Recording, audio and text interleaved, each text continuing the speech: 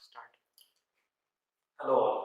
So today we will start with subject structural analysis.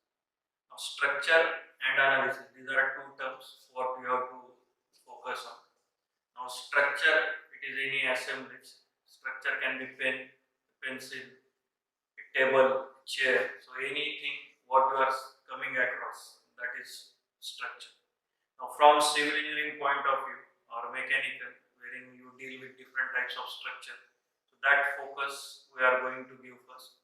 Now structure, basically it is an assemblage. So if you move around, you will come across number of structures, be it RCC structure, be it load bearing structure, be it dam body. Even if you move around, your body itself is a good example of structure. Now civil engineering structure and human body can be very good example to correlate with each other. If you think about human body, it has all types of joint. Same thing which is happening in case of structure, civil engineering structure particularly. So civil engineering structure, when you think about, so your first impression will come across RCC building or steel structure or bridges. To start with, we can categorize this structure in different ways, and then comes question about analysis. So why to go for analysis? What is analysis? Like doctor goes for diagnosis of human body, the same role is to be being played by civil engineer as far as structure is concerned. So structural analysis is nothing but diagnosis done by doctors of human body, be it human body, be it animal. So whatever doctors are doing with body, same thing is to be done by civil engineer with civil engineering structure. That is nothing but analysis. Diagnosis of body and analysis of structure, these are two parallel works what you are going to learn today. So we will today just go through brief introduction about structural analysis, what one is expected to do analysis, why it is to be performed, how it is to be performed, when it is to be performed. These are some questions you should arise in your mind when you are listening about structural analysis. Now this structural analysis, it is required before execution of construction work, during and after also. So when you start with the planning of structure, so if you think about constructing a structure, so there are different phases through which that structure has to go.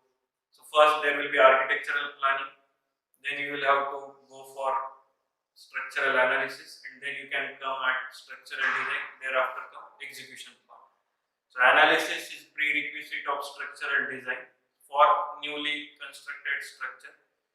Even after during lifespan of structure, analysis is to be carried out for diagnosis or to determine the load carrying capacity of that structure, or for auditing purpose, analysis is to be carried. Means shortly you can say that structural analysis has to be carried out for to be constructed structure or within lifespan of structure. So these are two different phases when you are supposed to go for structural analysis. Now in structural analysis, what is to be done?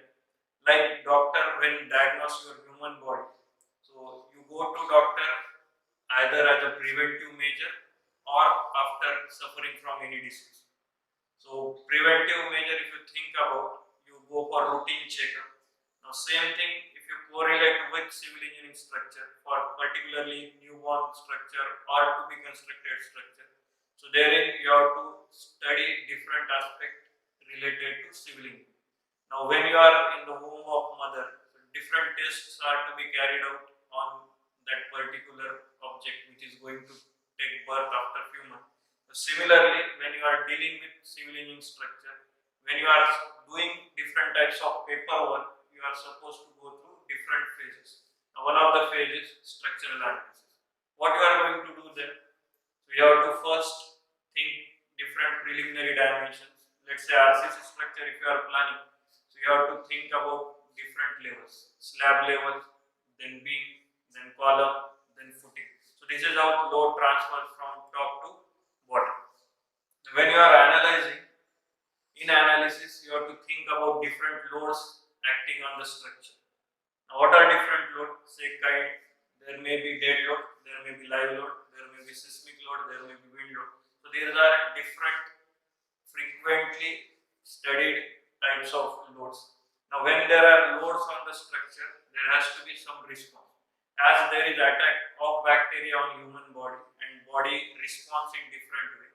Similarly, when there is action of load on the civil structure, structure responds that particular load. Now that analysis is structural analysis. What doctor does? Doctor studies the effect of different types of attack of bacteria or viruses on human body to diagnose that. That is analysis. Similarly, when civil engineering deals with response given by structure to the load, action of load, that is coming under analysis. In analysis, how you can go for this diagnosis, how the load is acted upon, and what is the response of structure to that load. How to deal with that? The structure responds in different ways, namely the slope and deflection. Now, slope and deflection, these are terms related to the deformation, what is coming in structure because of action of load. These are two measures.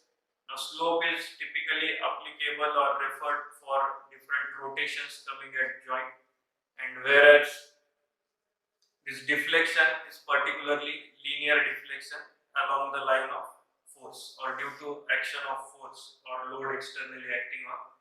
These are two ways. Then axial force, shear force, bending moment, twisting moment.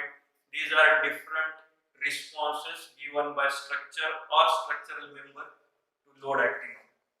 Now structural analysis means what? You have to find out slope, you have to find out deflection, you have to find out axial force in the member, you have to find out shear force, bending moment, and if there is need, you have to find out twisting moment. So in all, when you go for structural analysis, you have to calculate slope and deflection at different locations. Then you have to calculate shear force, axial force, bending moment, and twisting moment. So this is in all structural analysis. So in structural analysis 1, so there are different methods related to structural analysis. Now to start with, you will be dealing with different methods to calculate slope and deflection, namely Macaulay's method or double integration method, then moment area method, then conjugate beam method, Castigliano's first theorem, or strain energy method. So these are different methods which are commonly used to calculate slope and deflection. Now there are different types of structure again. When you go for structural analysis, first you have to study what are different types of structure you will be coming across. Then what are different types of structural member. So depending on structural member, there will be different load transfer mechanisms. How the member behaves, how the load acts on different types of load, be it point load, be it UDL, be it surface load, be it point load. So you should thoroughly understand first these things and then you can directly enter into structural analysis. Before starting to actual structural analysis, one should have clear knowledge about what is structure, different types of structure, then different types of structural member which make up the structure. So once you know the structural members, then what are different types of load. After going through different types of load, you should know about action, reaction. Then structure is always combination of members and members are connected at joints.